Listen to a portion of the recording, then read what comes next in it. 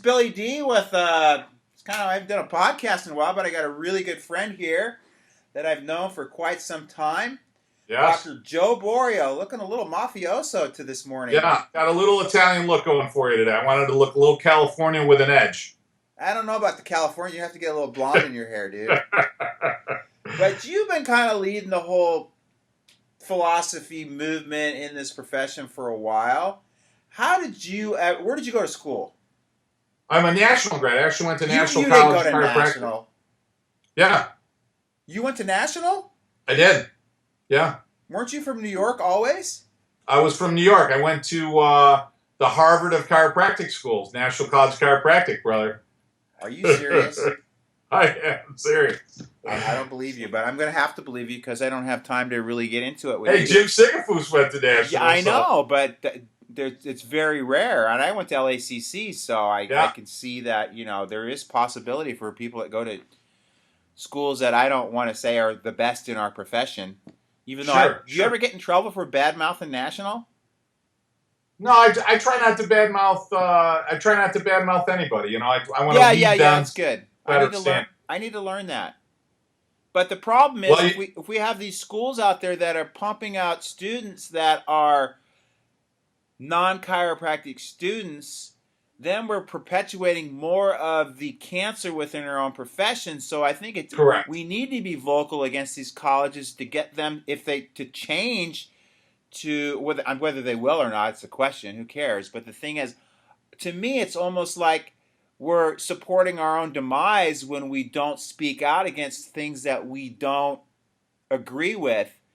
And I mean, again, I get the whole lovey-dovey thing and don't say bad stuff about people.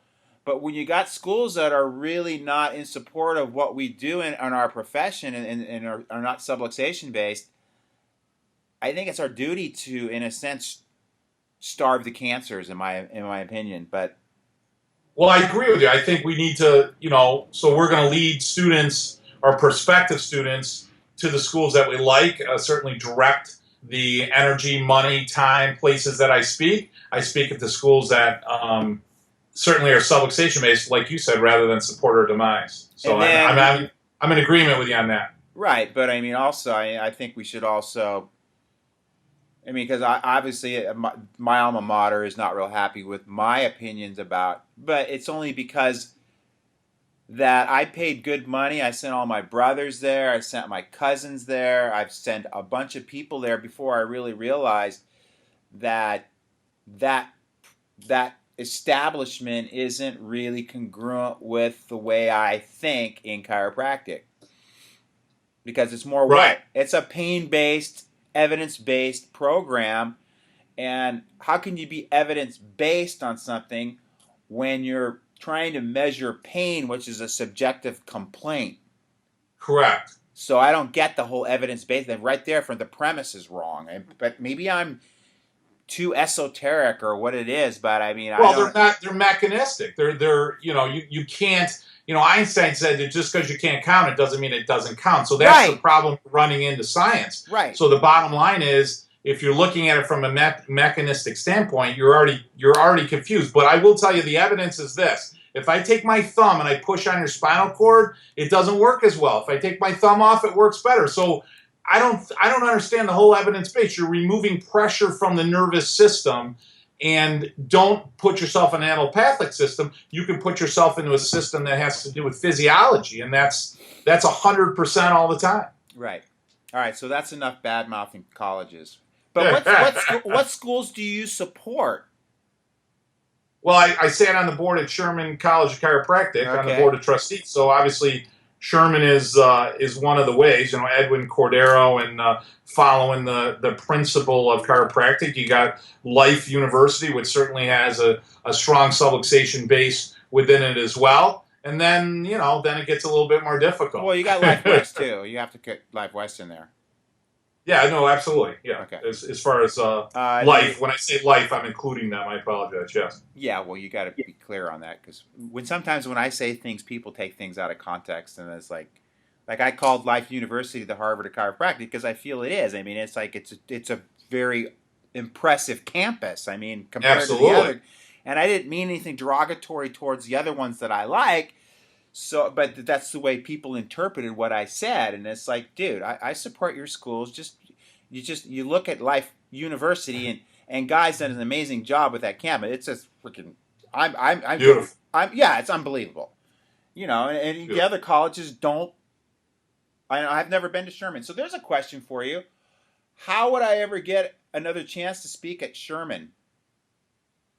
Because I don't Oh know if well, maybe, do you think I might be too much of a little bit of a mixer to speak at Sherman? no, I don't think Because, so I'm at kind all. of, I mean, I get frustrated with the mixer mentality came from Hubbard. So Hubbard was a part of a what was called the Free Thinkers Club. Whether you know this or not, maybe your listeners know this or not. So he was part of the Aurora Free Thinkers. So what they said was who are you had nothing talking to about do with right now? I'm talking about Albert Hubbard, B.J. Okay, not Palmer's Matt best friend, Hubbard. died Not of Matt Hubbard. Lusitania. What's that? Not Matt Hubbard. You're talking about Albert Hubbard. Yes, yes. Okay. So Albert Hubbard was his friend. So they were part of a group called the Free Thinkers. So if you read a lot of early Hubbard, which I have all his books, Hubbard talks about institutionalized thinking versus your ability to think freely. So Palmer then took that and said, look, if you can't look at innate and universal and its approach and how the body works purely from that standpoint, if you negate that, then you're a mixer in your thinking. He didn't mean to disqualify nutrition and exercise and so forth. That has nothing to do with what it initially came out with. It had to do with, if you can't understand what subluxation is and the expression of innate and life within the body and understand the metaphysical aspect of chiropractic, then you're a mixer because you're being foolish. You're being led down the allopathic mechanistic standpoint. No one, D.E. Palmer himself said that, let chiropractic be center stage. That didn't mean to disqualify what other people do. Right. So now we've got language that separates us. And there's this great Indian proverb that says that no tree is so foolish to have branches to fight amongst themselves. Right. And that's chiropractic. We've got totally everybody fighting, when reality, if we can rally around the idea that a healthier, straighter, more functional spine leads to a healthier nervous system and a healthier life, I don't think anybody can dispute that. And if you want to involve some other things in your office, great. Don't call them chiropractic, right, but practice chiropractic. And how can we argue with that? So yeah, I don't know. I've never spoke there, and I've never been to the college, and I would really I'd be interested in, and since you're a big influence there, maybe you can pull some strings for Uncle Bill. Sure. For the mafia. You had Edwin Cordero speak at your event, didn't you? Yeah, of course. Yeah, okay. And maybe I'm a little too wild for them or something. I don't know. I don't think so at all. So all right. I will do what I can. You're coming out here to fire up the DCS crew here. What is it, October 7th? October 7th. So first off, thank you for the invitation. It's an honor. I hope you know that. So yeah, well, it's an honor to have you. And you're going to be here with Michael Dibley. Yes, another honor. He's a cat. He's a philosophical monster too. So it's going to be a very interesting, esoteric night, I have a feeling. Absolutely. Yeah, and I don't think anybody will want to miss that one. And the last time you spoke, I was a little bummed we didn't have a lot more people here. I don't know if at the time you had much West Coast influence, but you said the last time you spoke at CORE, you had 100 people there. So I'm looking forward to packing the house here. Yeah, no, I think it'll be great. I think we'll have a lot of people there, and I think a lot of people on the West Coast have certainly heard of us. One of the things I think a lot of times that interests people is volume. You start hearing high volume, high volume, high volume. So that's not really what I like to push. What I like to push is retention. One of my little Borioisms is be good at getting them, be great at keeping them. So we're not a company. I'm not a doctor that says, hey, listen, you need to bring in 100 new ones every month or 200 new ones every month, because to me, that's too much work. And I don't mean this disrespectfully, but that's a churn and burn. You're not bringing people in for lifetime care. Right. I want to establish a lifetime relationship with you, Billy, when you come in as a practice member. So I'm going to teach you from the start. I'm talking subluxation day one. You're reading a brochure on what it is. I'm asking you questions about what it is. And in the room, I'm subcategorizing and quantifying what a subluxation is. And I'm asking you, because if you ask anybody, they know the brain tells the body what to do, and it's not good to press on. So I take the pressure off. it doesn't get much more complicated than that. No. And the other language can be for chiropractors and scientists and so forth. Our main message is the average person doesn't know the name of the bacteria that leads to acid that causes their tooth enamel to break down, but they know it's good to brush their teeth because it makes them healthy. Right. So if we can just give that same idea out there, we change the world, no doubt about it. And you hit the nail right on the head there, and that's what I've really been kind of like pressing forward with my peeps in my practice, that for some reason don't get it right off the bat. But the dental analogy is one of those things that everybody understands, that if you take care of your teeth and yes, floss and have regular visits for cleanings, all the things that I was, obviously brought up because my mom was a dental hygienist and wanted me to go to dental school before I figured out I wanted to be a chiropractor. Thank God!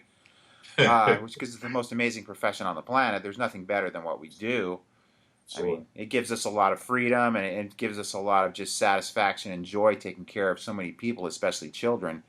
But the whole dental analogy, and if you take care of your spine, yeah, your spine's going to last longer. That's not rocket science to me. And the thing is that your spine obviously is there to protect the most delicate and probably the most important system in your body, which is your nervous system. So 100%. I just don't think people get that. Everybody thinks chiropractic is about pain, and that whole allopathic, as I call it, allopathetic chiropractic model, which is just that whole ship sinking, dude. That whole let's treat symptoms thing. And that, I mean, even if chiropractic gets into that, I mean, that's a dying friggin' paradigm. That's just correct. No way of reviving it because it's wrong.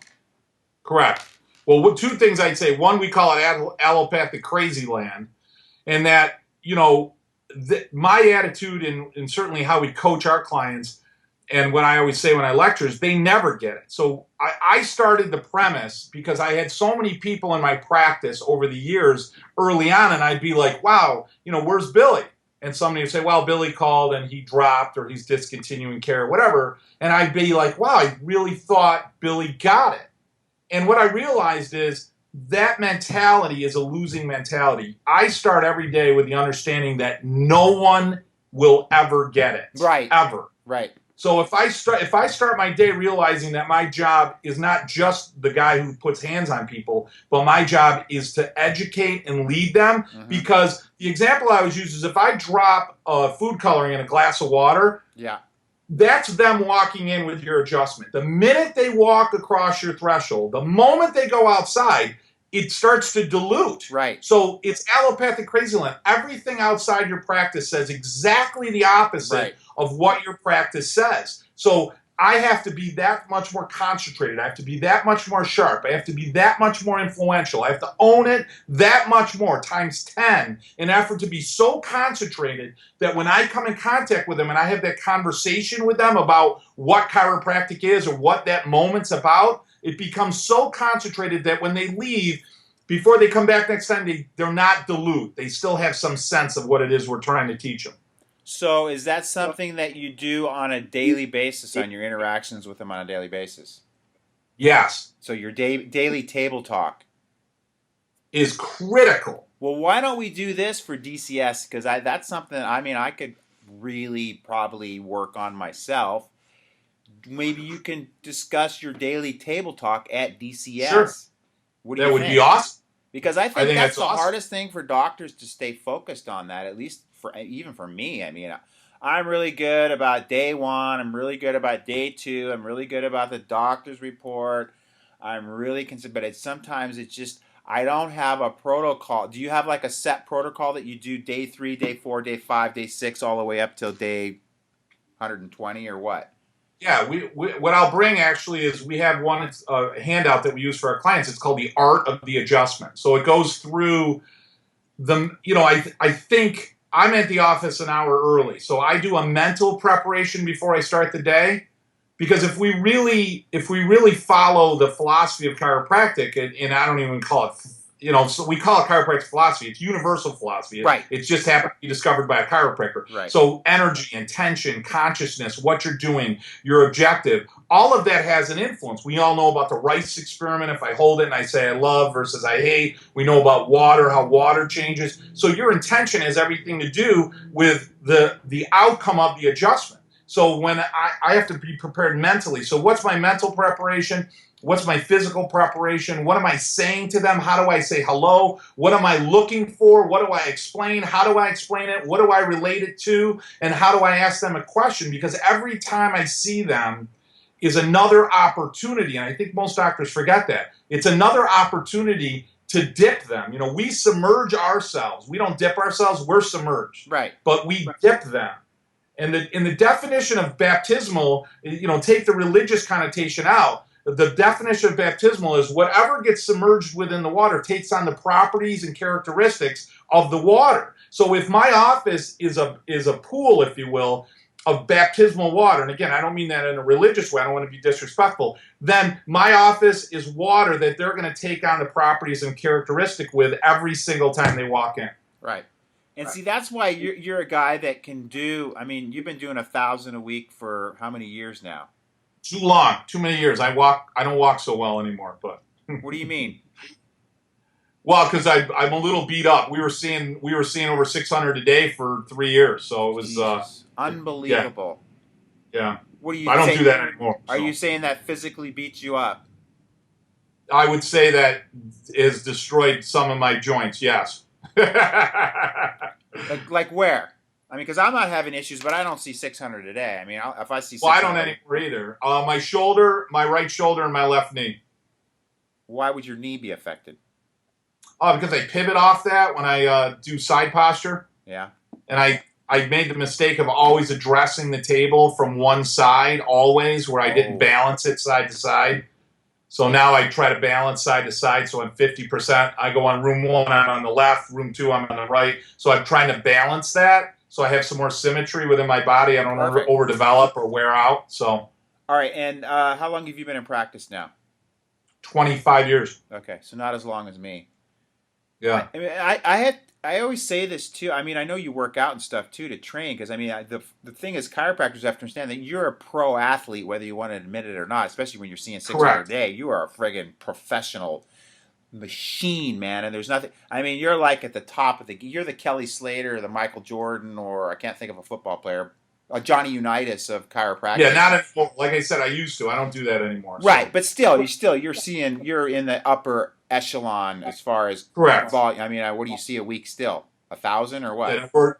Yeah, we see 1,000 now, but like I said, we're not doing that in the other volume that we did. So yeah, some of that might be a little. I mean, I don't know. To me, I think 600 a week's where I feel comfortable, even though I'm not there right now. Sure. But lesser volume, it has its effects too, because then you just don't have the energy. It's just like there's days when, and you know what I'm talking about. You get in such a friggin' zone. Where you are so focused because you don't have any other thing influencing your thought processes that you give the most amazing adjustments.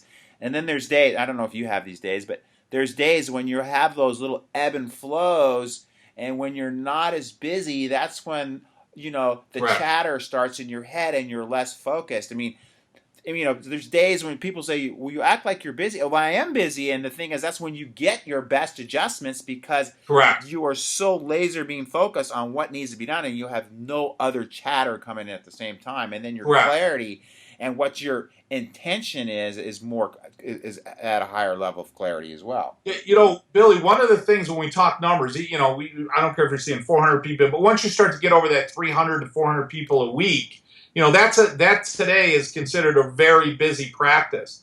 And when you start talking about numbers of, 400 or 500 a week versus 400 or 500 or 600 in a day, one of the easy ways to do that, because a lot of docs say, well, that's insane. You got to remember that 90% of those people have been seeing me for well over a year, if not years. Right, of course.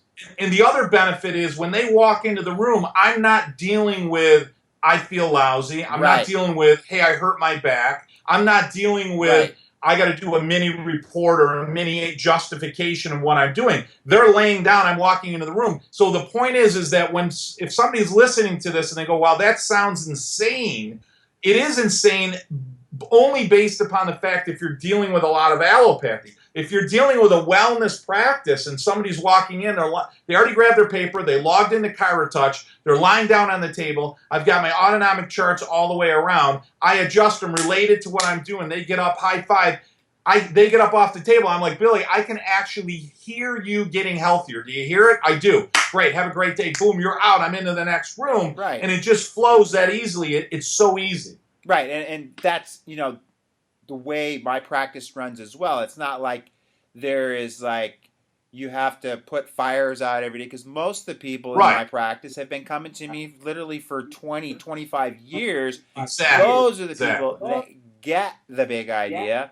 They know, and here's the deal. They don't want to be there a long time either. They're not there to whine about shit. They're there to get their power turned on and get on with their life, man.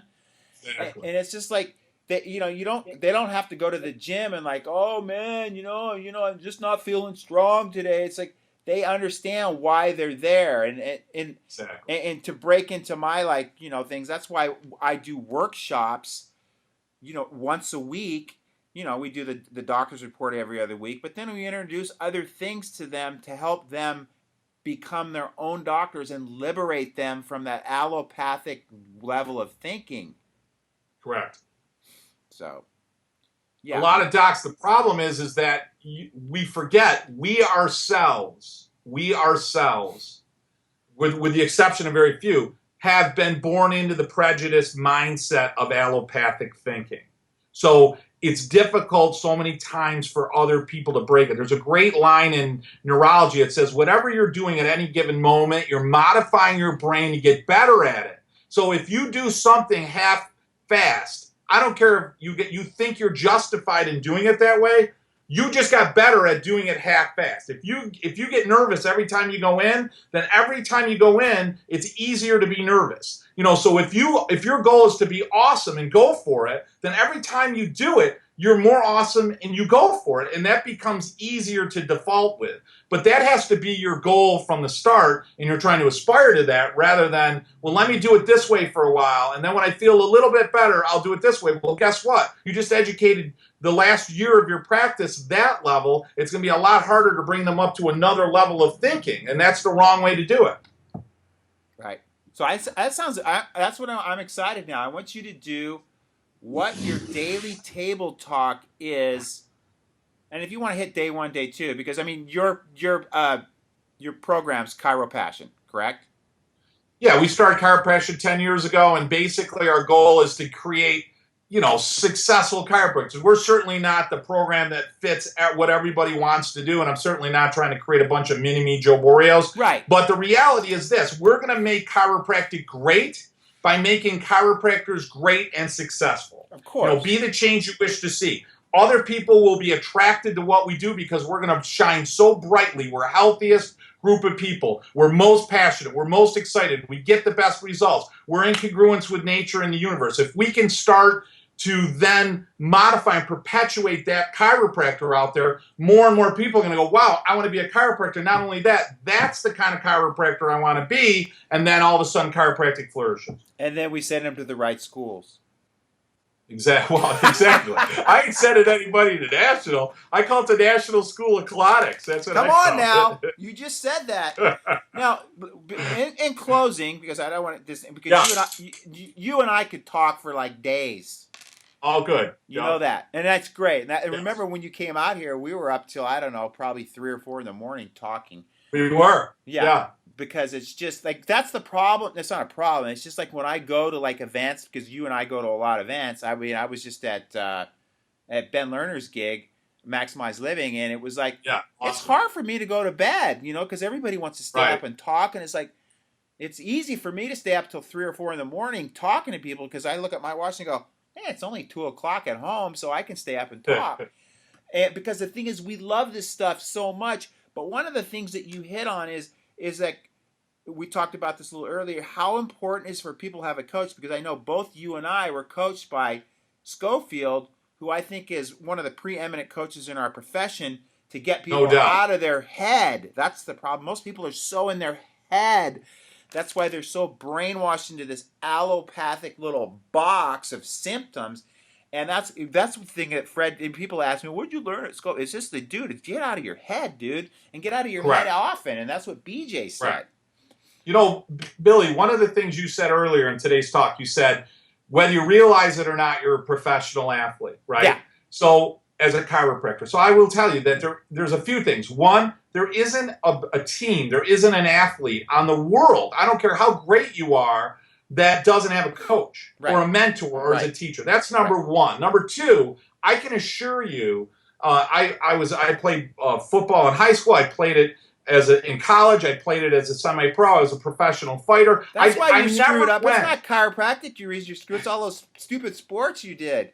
Well, listen, I never stood and threw a right hand. I never got down in a stance. I never did something as a defensive captain of my football team. And the coach said, I got to be honest with you, Joe, you nailed it today. Don't even come to practice this week or for the next 3 weeks until we go to the championship game. Like, no, it was like, hey, listen, we're going to get better at everything you do. So you ask yourself as a chiropractor, when is the last time, and I'm not trying to beat anybody down, but when is the last time you worked on your script? Do you get up in the morning and study? I wrote my scripts and I still study them. Right. Do you study your script? Do you read a green book? Do you listen to great mentors and teachers every single day? Just like my son, I coaches football. Every day we train. Every day we spend 2 hours trying to learn how to do a setup. And you're laying your hand on somebody's atlas and you take it like it's nothing when you have the ability to change every aspect of their neurologic function. And if you screw up, you screw them up. You should take that and hold it sacred,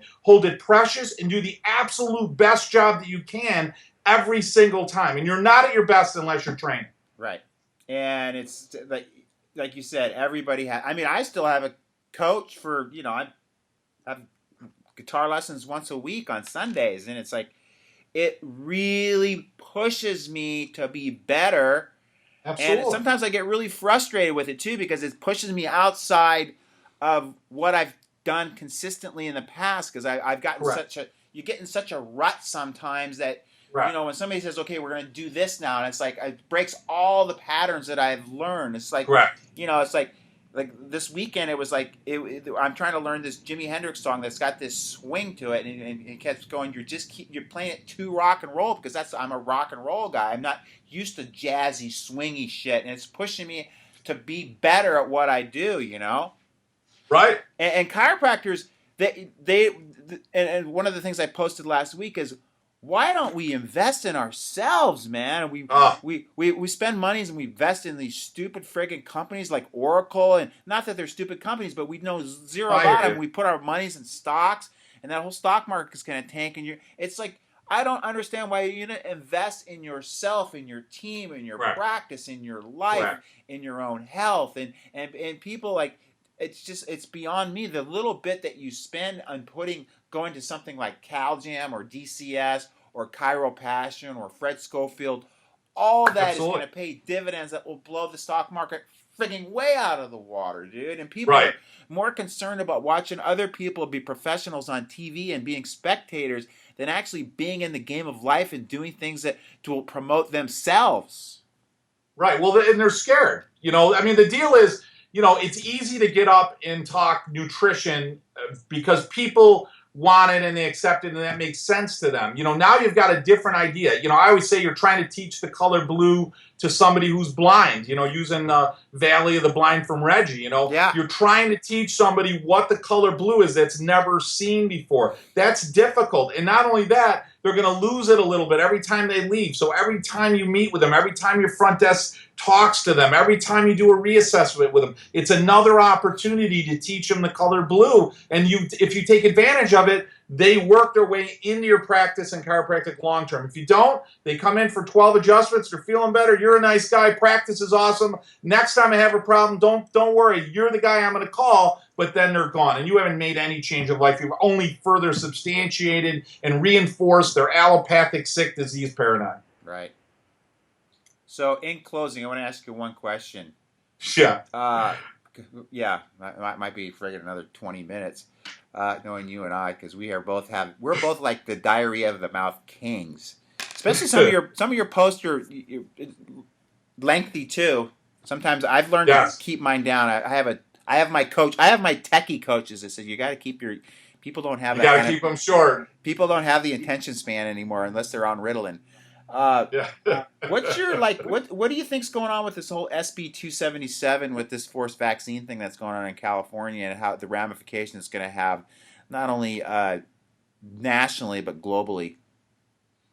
Well, you say that. I have two boys. My older son's 18 and my younger son is 13, and neither of them have been vaccinated. Of course not. Please. And I'm in New York State, which is a much more difficult state that we don't have a philosophical exemption. So when we have that discussion, I've had multiple times where I've had to, bring lawyers in, and we start getting into the New York State Constitution and the United States Constitution. So, I've really already been through the battle. I've already had my children looked at differently in the school. I've already gone through that prejudice feeling by nurses who wouldn't even talk to us, or that my son Vito multiple times as a Burton Street elementary school was treated differently for many years because we weren't vaccinated. I had to make sure that the school, they would give routine flu shots and so forth at the school. So I had to make sure that either I was at the school or I had multiple conversations with the school to make sure he wasn't put in a lineup. And, it's made a big impact on me. So the idea that a country that supposedly, and it no longer is because we're just listed above, I put that on that post on your Facebook wall a while back, but, a country that now is just one country above China in the listing of its freedom, we're really starting to realize that we are not a free country, that we're a representative republic, and we're now becoming oppressed, and we're having individuals that have a motive or an ignorant motive in order to it's not an ignorant motive, dude. It's a planned oppress motive. us. Right. Yeah, it's disgusting. You asked me about whether I want to talk about what I went in through the federal government. I had the federal government, and I'll say this briefly, I had lawyers in the federal government look at me and say, number one, you see too many people. Then after they realized it was done legally, the government comes in and says, you're treating people for wellness care. And when they go through my records, well, Medicare allows acute and chronic care. And our records, we think, are perfect. And then after 6 years of beating the hell out of me and going back to 12 years of my records, I have lawyers in the United States government who say, no, you didn't dot this I and cross this T, so therefore you owe us $4 million back. Like, are you serious? And then you read what Medicare doesn't cover. It doesn't allow you to promote their health, prevent the deterioration of a chronic disease, all this other crap. Wait a minute, I'm providing care, but it's illegal for me not to take a Medicare person. Right. I can't not take them. Right. So if I take them, it has to be under this parameter. But God forbid you're really good and you start helping people after 25 years and never had a complaint, never been sued, never had a problem, and I'm saving more people's lives, getting them off drugs and stuff, and who do they target? They target the guy who's out there doing the best job of any chiropractor on the freaking You're going planet. against the grain. You're going against the whole frigging system. You're going against Big Brother. You're going against them, as I call it. It's just like the whole system's rigged anymore. I mean, that's the way it is out here in California. We call it Nazi-fornia now out here. It's like, what happened in Nazi Germany was the fast kill. They're doing the slow kill now, dude. It's not as obvious to people. If you dumb people down and get them stupid enough and put them in their corrals, they're not going to, notice that they don't have any freedoms left at all anymore because they're all going to be such zombied out people from all the correct. They want workers. They want controllable labor-force workers. Right. That's what they want. All right. Well, this has been a great podcast, and I'm going to go surfing in about 10 minutes. So I did. That sounds good. Because I got to get some exercise, keep my shoulders in shape after 30 years so I don't fall apart, Joe. I can still move it, brother. Yeah, I'm good. Okay, all right, dude. I will see you October 7th. We're going to be doing Joe Borio's daily visit. Bring some handouts, too. People like handouts, too. Yeah, I want to have a packed house. I want to sell the place out. I want to have 100 packed people in there to just get dipped big time. And we're looking forward to it, brother. Yeah, absolutely. I'm excited. I'm honored, and it's going to be an honor to be with Mike and you, and we'll plan on having another late night. Thanks, Billy. All right. Rock and roll, brother. Okay. Love you, bro.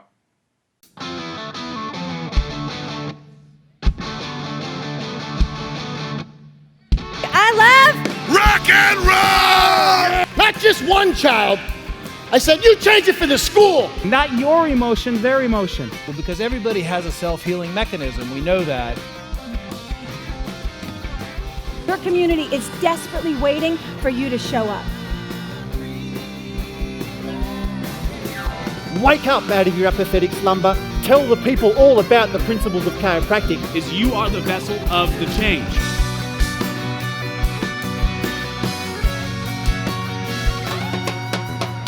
Ability to move that keeps us alive. What would you do if I sang out of tune? Would you stand up and walk out on me? This year, we're providing on-demand videos of all our past CalJams and DCS meetings, streaming online, available straight to your media devices. Visit caljam.org/network for more information. What would you do if I sang out of tune? Would you stand up and walk out on me? Lend me your ears and I'll sing you a song. And I'll try not to sing out of key. Oh, baby, I love you. All I need is my brother. Said I'm gonna give it to you now.